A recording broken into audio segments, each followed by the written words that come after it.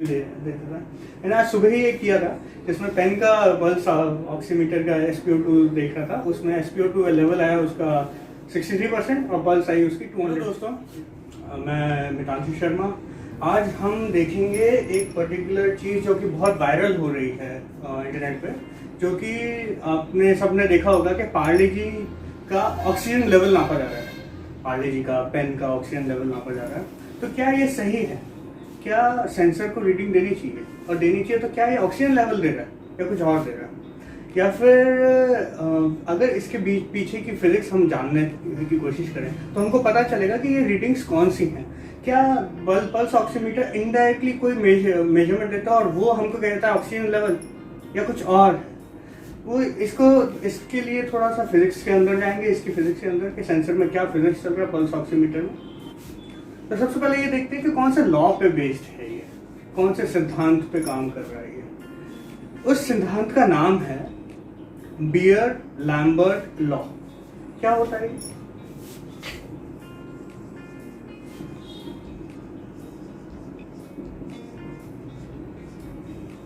Beer-Lambert law ये कहता है कि कभी भी अगर आप कोई लाइट किसी भी सॉल्यूशन मतलब पानी हो सकता है या कोई एसिडिक सॉल्यूशन हो सकता है, बेसिक सॉल्यूशन मतलब कुछ भी हो सकता है, अपना ब्लड भी हो सकता है। अगर उस पर लाइट फेंकी जाए तो वो जो सॉल्यूशन है, क्योंकि लाइट उसके अंदर से जा रही है तो कुछ एब्जॉर्ब होगी, कुछ रिफ्लेक्ट होगी, कुछ रिफ्रैक्ट होगी। तो कितना एब्जॉर्ब होती है ये लॉ ये बताता है।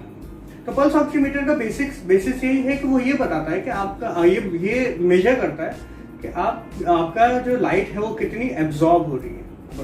तो देखते बियर-लैम्बर्ट लॉ देता क्या है। बियर-लैम्बर्ट लॉ कहता है कि एब्जॉर्बेंस जो है A equals to 3 different properties पर डिपेंड करता है, 3 डिफरेंट पैरामीटर्स पर डिपेंड करता है। पहली है एप्सिलॉन, दूसरी है लेंथ L, तीसरी है कंसंट्रेशन। ये क्या है? ये चीजें क्या है? सबसे ये तो एब्जॉर्बेंस है आपकी। एप्सिलॉन जो है वो है मोलर एक्सटेंशन कोएफिशिएंट। ये होती है प्रॉपर्टी एक पर्टिकुलर एलिमेंट की, पार्टिकल की या सॉल्यूट की, कुछ किसी भी प्रॉपर्टी हो सकती है। इसको देखेंगे कि ये क्या होता है, क्या डिपेंड करता है, किस किस चीजों पे डिपेंड करता है, क्योंकि ये एक प्रॉपर्टी है मटेरियल की। एल जो है वो ये बताता है कि अगर आपने लाइट फेंकी तो उस सॉल्यूशन में कितनी डिस्टेंस चली। तो वो देखा जाए तो वो ज्योमेट्रिकल टाइप का पैरामीटर हो गया कि कितना, और शेप का पैरामीटर हो गया कि कितना लेंथ चली है। सी जो होता है वो कॉन्सेंट्रेशन ऑफ दैट एलिमेंट या पार्टिकल या कंपाउंड इन दैट सॉल्यूशन। तो ये जो ए वैल्यू है ये है होती है absorbance value of that particular particle या एलिमेंट या कंपाउंड। अगर उसका कॉन्सेंट्रेशन पता है, उसका एप्सिलॉन पता है, उसका एल पता है, length travelled in the solution, तो आपको एब्जॉर्बेंस वैल्यू आ सकती है। ऐसे मॉडल किया गया है। अब ये तो अब एक पार्टिकल का हो गया। आपको मान लो कि सॉल्यूशन में मान लो कि मल्टीपल पार्टिकल्स हैं, मल्टीपल सॉल्यूट हैं, कि उसको हम इंडिविजुअली एब्जॉर्बेंस वैल्यू निकाल सकते हैं। कैसे? कि अगर टोटल एब्जॉर्बेंस निकाला जाए तो that is equals to the summation of AI L into summation of epsilon I into CI। Epsilon I और CI, I का मतलब क्या? I is the index of that particle, of that compound या particle जो कि solution में है। ये कहता है बियर-लैम्बर्ट लॉ। तो अगर ये चीज हम लगाना चाहें ब्लड पे, तो ब्लड पे मेन कॉन्स्टिट्यूएंट्स क्या होते हैं? एक ऑक्सीजनेटेड ब्लड और एक डीऑक्सीजनेटेड ब्लड। और भी मल्टीपल कंपोनेंट्स होता है, ऐसा नहीं है, मगर उनका कंसंट्रेशन कम होता है उनके कॉरेस्पॉन्डिंग टू हीमोग्लोबिन का। तो हम ये देख सकते हैं कि अगर हम ब्लड पे लगाना चाहें ये चीज तो कैसे हम लगा सकते हैं, क्योंकि ब्लड में अगर हम मेजरली मानेंगे 2 कंपोनेंट हैं, एक ऑक्सीजनेटेड और एक डीऑक्सीजनेटेड ब्लड। तो देखा जाए तो हमारे पास 2 कंपोनेंट है, तो आई इंडेक्स क्या होगा? 1 and 2। तो अगर मैं इंडिविजुअली लिखना चाहूँ तो A of oxygenated equals to epsilon of oxygenated blood into length traveled into concentration of oxygenated blood in the blood. और डीऑक्सीजनेटेड ब्लड का क्या हो जाएगा, एडी अगर लिखते हैं अपन तो epsilon d into length into concentration of D हो गया। इन दोनों को मिक्स कर देंगे तो हमको टोटल एब्जॉर्बेंस आ जाएगा, that is total absorbance equals to epsilon naught length into epsilon naught into c naught plus epsilon d into c d. ये आ गया अगर कोई पर्टिकुलर लाइट अगर मैं भेजूँ ब्लड पे तो ब्लड का absorbance value approximate absorbance value ये होगा epsilon naught into c naught c zero plus epsilon d into c d into length travel by the light in that solution. तो ये तो हमने देख लिया। तो अब मगर हमारा अननोन क्या है, हमको ये क्या हमको निकालना क्या है कि इस पर्टिकुलर चीज से हम जो पल्स ऑक्सीमीटर है वो मेजर करता है एब्जॉर्बेंस वैल्यू। तो एब्जॉर्बेंस वैल्यू मेजर कर ली, हमको चाहिए कॉन्सेंट्रेशन। तो हमको क्या क्या चाहिए, हमको चाहिए एप्सिलॉन नॉट या एप्सिलॉन जीरो जो कि ऑक्सीजनेटेड ब्लड का मोलर एक्सटेंशन कोएफिशिएंट है, एप्सिलॉन डी जो डीऑक्सीजनेटेड ब्लड का मोलर एक्सटेंशन कोएफिशिएंट है, और length travelled in that blood. ये सब चीजें चाहिए। ये चाहिए जब हमको C0 और C2 की इंडिविजुअल वैल्यू चाहिए, और भी कुछ चीजें होती हैं वो चाहिए होगी, हम अभी डिस्कस करेंगे कि क्या क्या पूरी मैथ्स डिस्कस करेंगे। तो अब आपको समझ में आ गया कि ये इक्वेशन है पल्स ऑक्सीमीटर की जो कि बैकग्राउंड में चल रही है और आपको एक पर्टिकुलर कंसंट्रेशन वैल्यू दे रहा है। अब ये एप्सिलॉन क्या होता है, मोलर एक्सटेंशन कोएफिशिएंट क्या होता है, ये एक प्रॉपर्टी होती है, ये बताती है कि कितना आपका एब्जॉर्बेंस चल रहा है per unit length travelled in the solution per unit concentration. तो अगर हम देखें थोड़ा बहुत देखने की कोशिश करें कि मोलर एक्सटेंशन कोएफिशिएंट की वैल्यूज क्या रहती है ऑक्सीजनेटेड ब्लड और डीऑक्सीजनेटेड ब्लड अगर मैं मल्टीपल वेवलेंथ की लाइट्स भेजूं, क्योंकि मैंने आपको पहले बताया था कि molar extension coefficient depends on wavelength of light या टाइप ऑफ लाइट, कौन सी लाइट आप भेज रहे हो। तो अब सबसे पहले ये देखते हैं कि मोलर एक्सटेंशन कोएफिशिएंट जो कि बताता है कितना एब्जॉर्ब करेगा लाइट को, वो कैसे वेरी करता है डीऑक्सीजनेटेड ब्लड और ऑक्सीजनेटेड ब्लड। तो ये आप डायग्राम देख रहे हैं, एक डायग्राम है, क्या है y एक्सिस और x एक्सिस सिंपल है, मोलर एक्सटेंशन कोएफिशिएंट है y एक्सिस पे और x एक्सिस पे है वेवलेंथ। ये सिंपल डायग्राम है मगर इसके ऊपर काफी एक्सपेरिमेंट्स किए गए होंगे ताकि ये डिफाइन कर सके कि मोलर एक्सटेंशन कोएफिशिएंट कैसे वेरी करता है विद रिस्पेक्ट टू वेवलेंथ। तो आप देख रहे हैं कि इसमें दो प्लॉट्स दिए हैं, एक है ऑक्सीजनेटेड ब्लड का और एक है डीऑक्सीजनेटेड ब्लड का। आप देख सकते हैं कि दोनों का ग्राफ प्लॉट जो है वो काफी डिफरेंट है, काफी डिफरेंटली वेरी कर रहा है with respect to x axis. X axis क्या है, हमारी wavelength.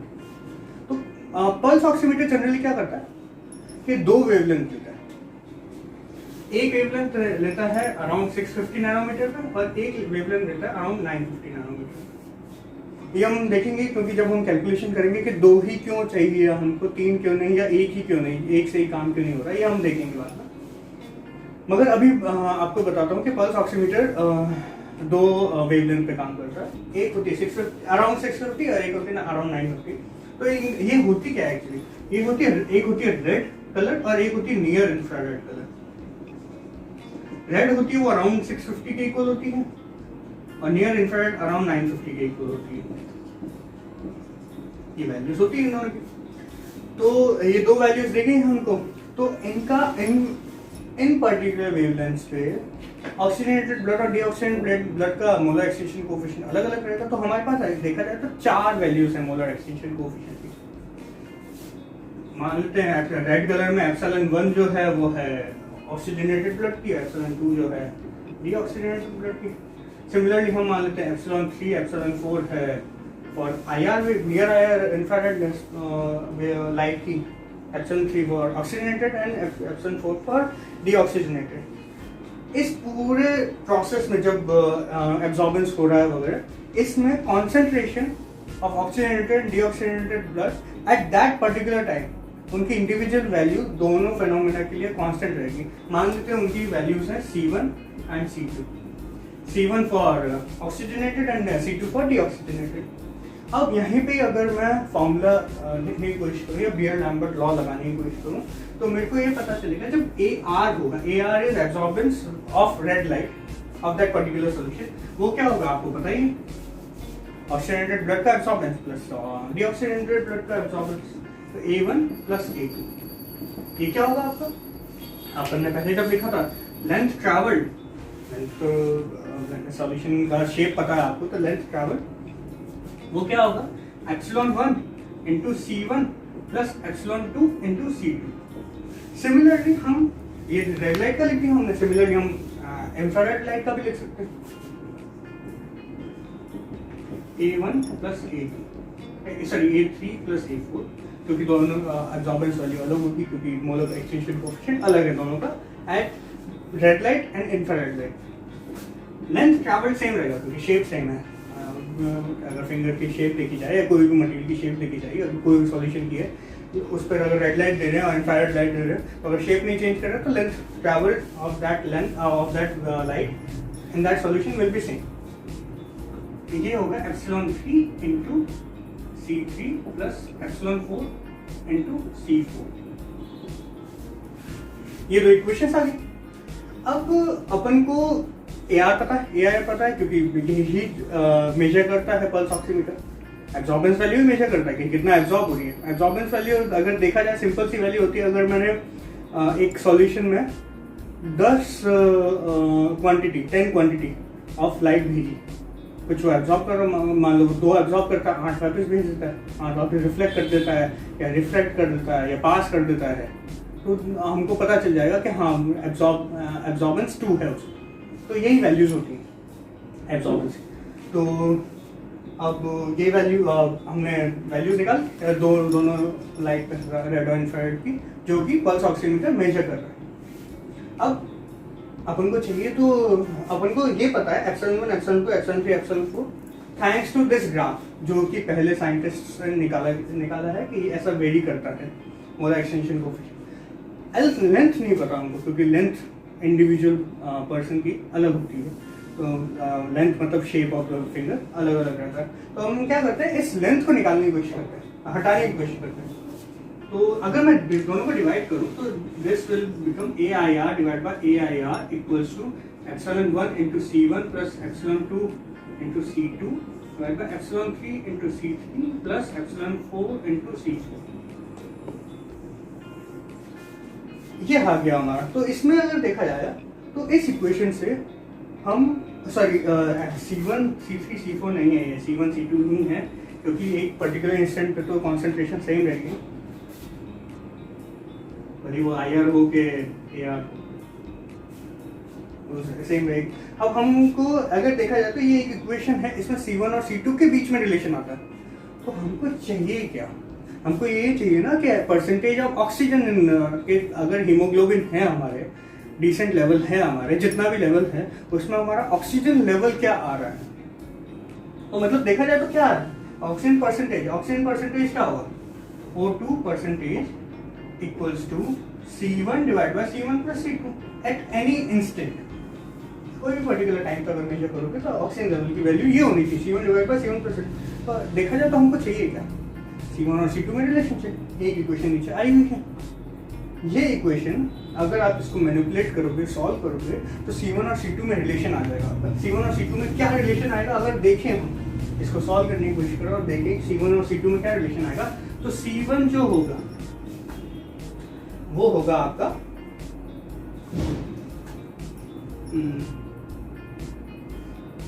AR divide by AIR into epsilon 3 minus epsilon 2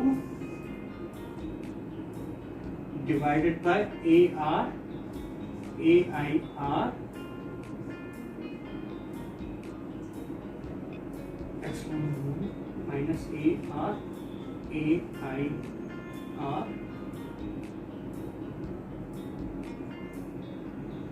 into epsilon 3 into C2। आ गया आपके पास रिलेशन, आ गया C1 और C2 के बीच में। ये अगर मैं पुट करूंगा तो O2 percentage at a particular instant मेरे को आ जाएगा। आ गया आप में दोनों में रिलेशन आ गया। मैथ्स भी हमने पीछे हमने फिजिक्स की क्या फिजिक्स चल रही है और हमने ये देखा कि क्या वैल्यू पल्स ऑक्सीमीटर में है। अब कौन सी वैल्यूज है, एप्सिलॉन 1, एप्सिलॉन 2, एप्सिलॉन 3, एप्सिलॉन 4 उसमें एम्बेडेड है। जब वो पीछे बैक प्रोसेसिंग करता है उसके पास है, मेजर करता है वो AR और AR जैसे मेजर किया उसके पास एक इक्वेशन आ गई, C1 C2 में रिलेशन आ गया, वो ये वाली इक्वेशन यूज करता है, oxygen percentage equal to C1 divide by C1 plus C2 आ गया उसके पास एक particular value which is dependent on absorbance at direct light, absorbance in infrared light and molar extinction coefficient value of oxygenated and deoxygenated blood at IR and red light हो गया। यही पीछे embedded है एक सेंसर के, उस sensor के पीछे। अब ये चीज कर ली मैंने, ये इक्वेशन तो हमेशा वैलिड है, ये इक्वेशन हमेशा वैलिड है और इसमें अगर वैल्यू रखूं मैं AR और epsilon 1, epsilon 4, epsilon 2, epsilon 1, epsilon 3 ये कांस्टेंट वैल्यूज। AR डिपेंड करता है पर्सन के ऊपर कि क्या चीज पड़ी हुई है उस पर्टिकुलर थिंग के ऊपर, कि क्या चीज पड़ी हुई है और क्या वो एब्जॉर्ब। तो अब देखा जाए तो AR कुछ भी हो सकता है, ये एक पर्टिकुलर वैल्यू निकाल रहा है, उसको बोल रहा है वो ऑक्सीजन परसेंटेज की को। अब ये वैल्यू तो अगर आप बिस्किट रखोगे, पेन रखोगे, अगर वो AR निकाल सकता है, क्योंकि निकाल तो सकता है, एब्जॉर्ब हो रही है वो तो चीज। आप किसी भी चीज पे कोई वैल्यू फेंको, कोई लाइट फेंकोगे तो कुछ एब्जॉर्ब करेगा, तभी आपको लाइट दिखती है। तो एक पर्टिकुलर लाइट दिखती है क्योंकि एक पर्टिकुलर चीज ही वो रिफ्लेक्ट कर सकता है, बाकी सब एब्जॉर्ब कर रहा है। तो आपको पता चल गया कि कोई भी चीज रखी मैंने, कोई पेन रखा, बिस्किट रखा, पार्ले जी हो कि पतंजलि हो, उससे फर्क नहीं पड़ता, मगर अगर मैं वैल्यू रखूंगा तो एब्जॉर्बेंस कुछ तो होगा उस पर्टिकुलर मटेरियल का, और C1 divide by C1 plus C2 कुछ ना कुछ आएगा। अब कहेंगे कि पल्स रेट क्यों आ रही है, पल्स रेट कैसे आती है? सबसे पहले पल्स रेट कैलकुलेट कैसे होती है? आपने पल्स ऑक्सीमीटर में देखा होगा, कोई कभी कभार होता है कि पल्स ऑक्सीमीटर में एक पर्टिकुलर रीडिंग चलती रहती है जो वेवी नेचर की होती है। वो होता क्या है? तो हमने देखा कि C1 divide by C1 plus C2 ये है O2 परसेंटेज। अब देखा जाए, जब हम सांस लेते हैं, जब हमारा कार्डियक साइकिल चल रहा होता है, तो हम सांस लेते हैं, सांस छोड़ते हैं, सांस लेते हैं, सांस छोड़ते हैं। इस टाइम क्या होता है? Concentration of oxygenated blood and deoxygenated blood. देखा जाए तो प्रॉपर टर्म है oxygenated haemoglobin and deoxygenated haemoglobin, और सिंपल टर्म्स में ऑक्सीजनेटेड ब्लड और डीऑक्सीजनेटेड ब्लड हमेशा रहता है ये दोनों। तो क्या होता है कि इन दोनों का कॉन्सेंट्रेशन चेंज होता रहता है depending on the cardiac cycle your body is in. तो क्या होता है कि अब C1 C2 ये दोनों वेरी कर रहा होता है, C1 divide by C1 plus C2 दोनों वेरी कर रहा होता है, इसके हिसाब से AR और AR वेरी कर रहा होता है। तो एक वेवी नेचर मिलता है आपको, एक वेवी सिग्नल मिलता है इस पर्टिकुलर O2 परसेंटेज या इस पर्टिकुलर वैल्यू का C1 divide by C1 plus C2। तो अगर मैं O2 परसेंटेज देखूं विद रेस्पेक्ट टू टाइम, तो आपका एक वेवी नेचर होगा, मगर वो पीरियोडिक होगा क्योंकि पर्टिकुलर पीरियड से ही काम कर रहा है। अब सेंसर के बैकग्राउंड में दो तरीके का हो सकता है, या फिर वो सेंसर उसको फूरियर ट्रांसफॉर्म में कन्वर्ट करे और देखे कि हाँ कौन सी फ्रीक्वेंसी है जो मेजर फ्रीक्वेंसी है जिससे चल रहा है, या फिर वो ये कर सकता है कि पीक वैल्यू ले और इन दोनों के बीच में डेल्टा टी निकाल ले। अगर डेल्टा टी निकाल लिया that is time period of ये वेव हो जाएगा। तो बीपीएम जो होगा, मेरे को ये पता चल गया कि एक जब ये जो पीक आ रहा है ये डेल्टा टी है, तो बीपीएम मेरा होगा 60 डिवाइड बाय डेल्टा टी, ये होगा। या फिर अगर वो फूरियर ट्रांसफॉर्म से कर रहा है तो उसका ये हो जाएगा BPM equal to 60 into frequency अगर उससे मेजर फ्रीक्वेंसी निकाल रही है अगर फूरियर ट्रांसफॉर्म से, तो वो हो जाएगा। अब ये आप कहेंगे कि एक पेन तो सांस लेता नहीं है तो उसका कॉन्सेंट्रेशन चेंज होना नहीं चाहिए, देखा जाए नहीं होना चाहिए, मगर क्या है नॉइसेस हमेशा रहती है, और उस जब वो सॉल्व कर रहा है नॉइस को, और क्या है कि पेन बिस्किट्स होते हैं, पेन होता है, उनके अंदर के मॉलिक्यूल्स भी वाइब्रेट करते रहते हैं, जो क्योंकि वाइब्रेट करते रहते हैं तो कुछ ना कुछ चेंजेस देते रहता है एब्सॉर्बेंस वैल्यूज में। तो और पल्स ऑक्सीमीटर आपका बहुत ही सेंसिटिव डिवाइस है, तो वो उतना सेंसिटिव है कि वो भी मेजर कर लेता है। तो देखा जाए तो वो थोड़ा सा भी वेरिएशन कैप्चर कर लेता और आपको एक वैल्यू दे देता था। मैंने आज सुबह ही एक किया था जिसमें पेन का पल्स ऑक्सीमीटर का SpO2 देख रहा था, उसमें SpO2 लेवल आया उसका 63% और पल्स आई उसकी 200 थी। मतलब ऐसा है कि वो जी नहीं सकता पेन, क्योंकि बहुत ज़्यादा है। तो ये कॉन्सेप्ट है। इसके अलावा कुछ और कॉन्सेप्ट लग सकता है, कुछ और फिल्टरिंग प्रोसेसेस रख सकते हैं कि हाँ आप एक इतना ज़्यादा फ्रीक्वेंट एक पर्टिकुलर थ्रेशोल्ड रख सकते हैं पल्स ऑक्सीमीटर में। वो डिपेंड करता है कि क्या लॉजिक लगाया गया है SpO2 को बनाने में। अगर आप फिंगर डालेंगे तो आप में जो भी चेंजेस आ रहे हैं, ऑक्सीजन जो भी वैल्यू दे रहा है वो अप्रॉक्सीमेटली सही वैल्यू देता है, मगर आप कोई और चीज़ डालेंगे तो वो उसकी वैल्यू भी दे देगा। वो O2 परसेंटेज नहीं होगा, मगर वो एक पर्टिकुलर वैल्यू होगी C1/C1%। अब आपकी मर्जी हो, जिससे भी आप इक्वेट करना चाहे वो कर सकते हो, मगर वो ऑक्सीजन लेवल नहीं है। मतलब आपको यही है कि आपको ऑक्सीजन लेवल चेक करना है तो आप उंगली ही डालें, दूसरी वैल्यू चेक करनी है तो आपको कुछ वैल्यू आ रही होगी मगर आप किसी को नहीं पता, या देखा जाए तो पता चल सकता है कि कौन सी वैल्यू है, मगर उस टाइम आपको नहीं पता कि वो ऑक्सीजन लेवल है कि नहीं। वो ऑक्सीजन लेवल नहीं होता, वो कुछ और वैल्यू होती है, मगर वो वैल्यू दे सकता है क्योंकि उसका एम्बेडेड सिस्टम ऐसा है, उसका प्रोसेस ऐसा है। तो यही बताना चाहता था मैं। अगर आपको दिखे कि हाँ पार्ले जी का है तो ये तो खराब है, ये तो सही वैल्यू दे नहीं रहा, ऐसा नहीं है, वो सही वैल्यू दे रहा है। अप्रॉक्सीमेट एग्जैक्टली नहीं होगा, मतलब 95 है तो 95 नहीं होगा, तो 94 भी हो सकता है, 94.5, वो डिपेंड करता है कि एक्यूरेसी क्या है उस सिस्टम की। तो थोड़ा वेरिएशन होता है, मगर ऐसा नहीं है कि वो ऑक्सीजन लेवल नहीं दे रहा, वो ऑक्सीजन लेवल दे रहा है, क्वांटिटी डिफरेंट मेजर कर रहा है और वो उसको इक्विवेलेंट बता रहा है ऑक्सीजन लेवल से। और हाँ, जब भी हम यूज़ करते हैं तो हम कभी भी एब्सोल्यूट वैल्यू ऑफ हीमोग्लोबिन नहीं यूज़ करते इसमें, क्योंकि आप पूरी कैलकुलेशन में देख सकते हैं absolute value of C1 and C2 हमने नहीं पता करी, हमने ये पता किया है कि इनका रेशियो क्या है। तो हमेशा तो तभी आपको परसेंटेज ऑफ ऑक्सीजन बताया जाता है। हीमोग्लोबिन लेवल दूसरे टेस्ट हैं उससे आप मेजर करिए, ये आपको ये बताता है कि ऑक्सीजन लेवल। क्या पता नेक्स्ट टेक्नोलॉजी हो कि एब्सोल्यूट वैल्यू भी दे सकते हैं, पर वो देखा जाएगा कि होगा क्या। ठीक है, चलिए हम यही बताना था मुझे, और थैंक्स आप सब लोगों का कि आपने वीडियो देखा। बंद करते हैं आप यहाँ पर। ठीक है, थैंक यू ऑल।